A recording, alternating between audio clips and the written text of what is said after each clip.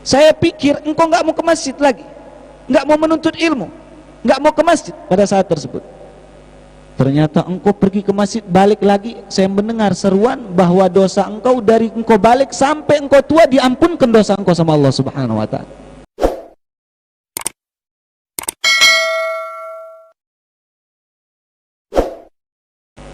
Bismillahirrahmanirrahim. Assalamualaikum warahmatullahi wabarakatuh.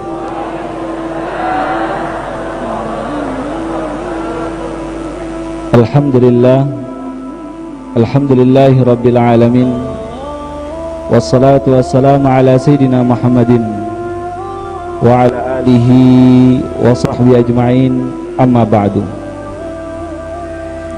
Al-mukarramun wal muhtaramun, para tuan guru, para kiai, para sesepuh masyarakat, tamu kita Habib Ja'far, Ustadz Dewi Sulaiman, Ustadz EN, semoga beliau-beliau semua dipanjangkan umur sama Allah Subhanahu wa ta'ala dan disehatkan sama Allah Subhanahu wa ta'ala, dan semoga beliau selalu diistiqomahkan selalu dalam dakwah, amin amin ya rabbal alamin.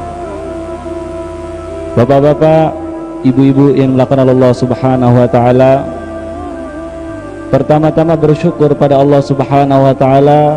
Pada subuh hari ini Allah Subhanahu wa ta'ala memberikan diri kita ini banyak sekali nikmat yang diberikan oleh Allah Subhanahu wa ta'ala.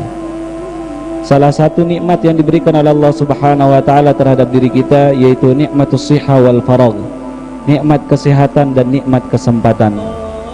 Rasulullah sallallahu alaihi wasallam pernah mengatakan dalam hadis sahih, beliau mengatakan, nikmatan, dua nikmat yang sering manusia tertipu dengan dua nikmat tersebut.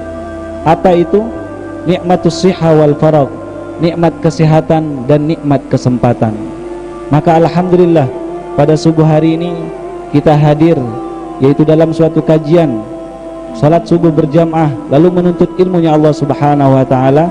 Semoga nikmat kesehatan dan nikmat kesempatan ini menjadi tanda syukur kita atas nikmat Allah Subhanahu wa ta'ala. Amin amin ya rabbal alamin. Bapak-bapak, ibu-ibu yang melakukan Allah Subhanahu wa ta'ala, dulu saya punya guru pernah bercerita di mana ada seseorang yang mana seorang tersebut tua renta pada saat tersebut, tua sekali pada saat tersebut. Dia mengatakan kepada istrinya, wahai istriku, saya hendak mau ke masjid, mau berjamaah.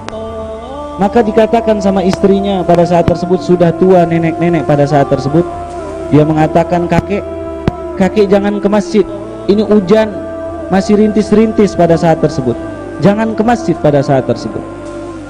Maka kakeknya mengatakan, saya harus ke masjid, saya sudah terbiasa sholat di masjid. Lalu istrinya mengatakan, wahai suamiku, jangan engkau ke masjid, lebih bagus kita berjamaah di rumah. Sedangkan ini termasuk udzur daripada dalam syariat mazhab Imam Syafi'i. Dia katakan, saya nggak enak sholat di rumah. Maka suaminya tersebut buta pada saat tersebut. Seorang guru saya bercerita kondisi seorang laki-laki yang buta, sudah tua renta, pergi ke masjid pada saat tersebut melaksanakan sholat subuh. Ada yang mengatakan dia melaksanakan sholat isya. Pada saat tersebut buta matanya, jalan ke masjid. Apa yang terjadi? Hujan rintih-rintih pada saat tersebut. Ketika sampai pada saat tersebut mau mendekati masjid, kepleset nih orang tua. Begitu kepleset, jatuh, kena lumpur pada saat tersebut, bajunya kotor pada saat tersebut. Maka si tua tersebut pulang ke rumahnya, nggak jadi pergi ke masjid, jalan, ketok pintu rumah istrinya, assalamualaikum. Waalaikumsalam. Istrinya nggak langsung buka pintu, ditengok dari jendela, siapa ini datang pada saat tersebut. Suaranya nggak jelas tadi. Ya. Maka istrinya nengok pada saat tersebut, siapa nih, kotor, nggak bisa. Temenin bentar aja, kata dia, nggak bisa. Kalau gitu kabarkan saya di mana rumah engkau. Engkau asli mana? Asli mana? Kakek nggak perlu tahu siapa saya. Siapa engkau ini sebenarnya? Ketika berdialog antara kakek dengan anak muda ini, dipaksa oleh kakek, siapa supaya saya bisa membalas budi engkau. Subhanallah, akhir daripada jawaban anak muda ini mengatakan, wahai kakek, saya ini sebenarnya syaitan. Saya ini sebenarnya apa? Syaitan. Ya Allah, ini yang membuat saya kaget. Kok bisa syaitan ngantarkan orang ke masjid? Ya Allah, baru kali ini syaitan nganterin orang ke masjid. Tapi alhamdulillah kita semua nggak dianterin syaitan kan? Semua dianterin orang-orang baik. Akhir cerita saya pun bertanya sama saya punya syekh, kok bisa syaitan ngantarkan orang ke masjid? Apa akhir cerita tersebut dikatakan? Syaitan itu mengatakan kepada kakek tersebut, kakek itu mengatakan, kenapa engkau antar saya ke masjid? Apa sebabnya engkau antar saya ke masjid? Iya, yang pertama engkau pergi ke masjid. Begitu engkau pergi ke masjid, saya sengaja membuat engkau kepleset. Ada sebagian syaitan ini dari jin, dia buat orang kepleset, ganggu orang untuk menuju ke tempat kebaikan supaya nggak jadi ke tempat kebaikan tersebut. Saya pikir engkau nggak mau ke masjid lagi, nggak mau menuntut ilmu, nggak mau ke masjid pada saat tersebut. Ternyata engkau pergi ke masjid, balik lagi, saya mendengar seruan bahwa dosa engkau dari engkau balik sampai engkau tua diampunkan dosa engkau sama Allah Subhanahu wa ta'ala.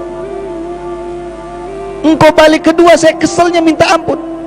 Saya buat engkau kepleset, lebih luka, lebih dalam lagi. Saya kira nggak mau ke masjid, ternyata ke masjid lagi. Saya dengar seruan bahwa dosa engkau dan keluarga dan nenek dan anak-anak engkau diampunkan dosa sama Allah Subhanahu wa ta'ala.